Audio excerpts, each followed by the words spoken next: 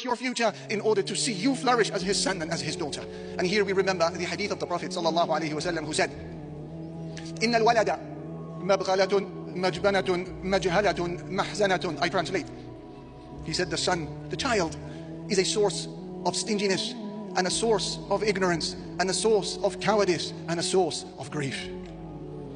Look at the 4 traits that you just heard that become part and parcel of the DNA of a father the moment he receives a son or daughter in the life of this world. Listen again. He said, "Inna al-walada mabghalatun," the child is a source of stinginess. Meaning, he used to spend in the causes of charity. He was the first to put up his hand in a fundraising event.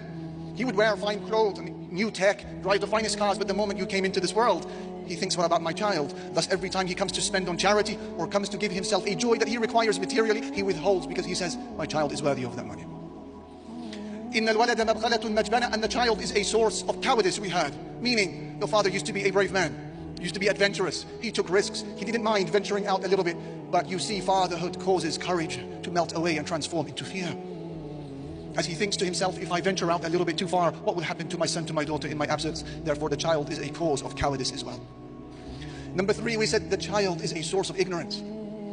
Your father used to be a man who pursued knowledge. Maybe he memorized texts, or he attended lectures like this, he volunteered in his masjid, was part of a study circle of some sort, was pursuing knowledge of the Quran. But the moment you came into this world, and this is not to cast any doubt on you or to blame, this is just a reality of fatherhood. Father now is thinking, any extra time I have, my child is worthier.